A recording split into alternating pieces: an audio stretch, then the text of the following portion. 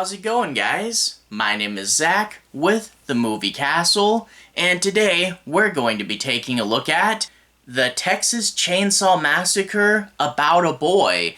This is the second one-shot comic that Wildstorm put out, tying into the remake of the Texas Chainsaw Massacre, and this is a really interesting origin story for Leatherface. I mean, it's not, spelling everything out, but we get to see a really defining moment in Leatherface's life. Simultaneously, two things happen. One, we get to see Leatherface's mom, Luda May, talk to someone from the school who's going to try to be encouraging her to put Leatherface in a special needs class, which she flat out refuses. And in the conversation, we're going to find out about Leatherface's school life and what he's been up to and how other people treat him. Speaking of how other people treat him, we are going to see a young Leatherface, and he's sadly going to get bullied, but they don't know they're dealing with the future Leatherface, and let's just say one of these bullies is going to get more than his comeuppance, and actually this will be one of the darker Texas Chainsaw moments, a really, really disturbing finale for this story. But overall, I really do like this. You see, Leatherface is kind of a victim of his environment more than anything, and here we get to see two moments that kind of set him in the wrong path.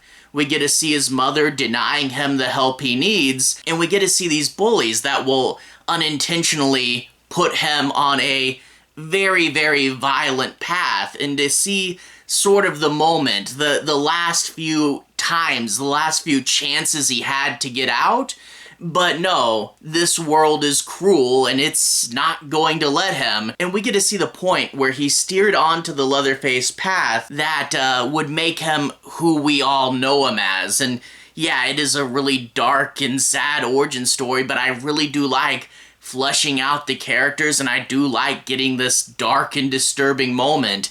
I won't spoil too much of it, but seeing how this issue ends, man, a really, really good creepy sequence at the end there. Let's just say that.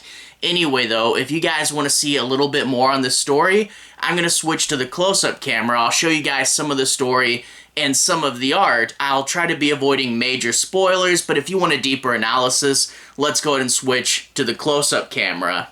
Alright, here we are inside the castle taking a closer look at the Texas Chainsaw Massacre About a Boy. Once again, we're in Book 2 right now. Flip it to the credits and we get to see that About a Boy is written by Dan Abnett and Andy Lanning. I believe these are the same people that did AmeriCarnivore, aka the original 6-issue miniseries. The penciler is Joel Gomez. After that, let's flip to the story proper. I'm going to be diving in and doing a bit of analysis. I'll be avoiding the end, and I'll be avoiding anything too big, so no major spoilers, but I am going to dig in and talk a bit about the story. Anyway, we get the title there, About a Boy, and we get that this is in 1958, so about 20 or so years before the main movie, and we get a stranger driving up to the Hewitt house. And I do like how the house is a little cleaner now. It still's got a pig head and a bunch of meat hooks, but it's not as run down as it will be in the movie. He knocks on the door, and that's when Luda May shows up, and it turns out this guy is the teacher of Thomas Hewitt, who we will all know as Leatherface in the future, and he says there's not enough people left in the town, they're closing down the school and moving other people, but we need to talk to you about your boy. And this is where we do get that Luda May is supposed to be Leatherface's mom. I was kind of wondering about the whole family tree, and I think in Chainsaw Salesman it sounded like she was his aunt, but they say mom here. Anyway, he starts to explain the situation, and I do like the first thing she says is, "What has my boy done?" We get to talking, but she's not exactly initially receptive, and I do like we do get a bit where he looks around the house. We see a bunch of animal heads on the wall, and we do even get a few family photos, And we get to see that Leatherface is always hiding his face in these photos. But they'll get to talking, and they'll basically say he's not super social, he doesn't talk much, and the other kids will bully him a lot, and he just kind of goes outside the school and will just kind of mess around in his books, just drawing whatever. But then we get this bit where the teacher says that he had a home ec exercise involving sewing, and that was the first thing that Thomas ever took an interest in, and that he's been capturing small animals and sewing their skins into weird patchwork stuff, and that has everybody at school a little bit disturbed. But he's going to be trying to convince her that Thomas needs to go to a special school that can suit his needs, and that's where she'll say, "There's nothing wrong with my boy," which is this, really tragic and kind of real thing, when someone has special needs, to say, hey, look, they need to get help. It's not that there's anything wrong or bad with the kid.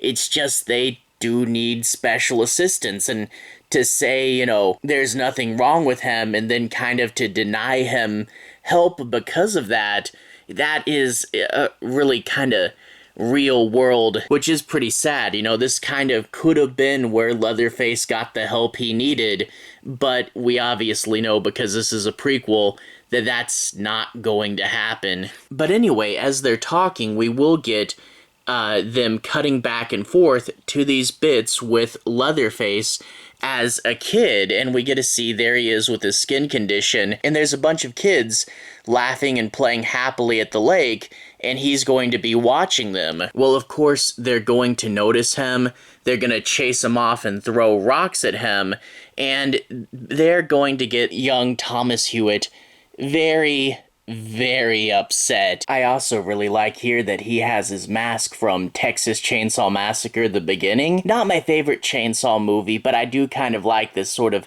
half mask he had, and, the idea that it's a little bit easier to fit in with it. I don't know, I just kind of felt it was a cool alternative Leatherface mask, and it's cool to see it here. Yeah, they're quite mean to him. One of them is very unlucky, as Thomas gets a hold of him after he separates from the group and will knock him out. Well, let's just say it would have been luckier if he died right there, but Leatherface is going to drag him off, and I really don't want to spoil too much of what happens after that, but it is one of the more disturbing Texas Chainsaw moments. We get to see what all Leatherface does to this guy, and it's pretty dark, but I'm gonna save that for you when you read the book. But yeah, he does not die right away, and there is a absolutely disturbing visual. Overall, yeah, this is a really cool kind of origin story for Leatherface. Some really dark and disturbing moments, and I really do like this comic. I really do like fleshing him out as a character and seeing some cool early parts of his story. Overall, really did like this. Definitely recommend it, and check it out if you can.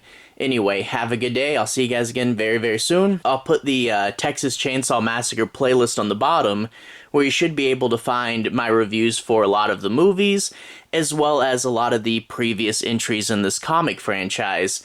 Anyway, have a good day. I'll see you guys again very, very soon. Relevant playlist on the bottom. Have a good day now.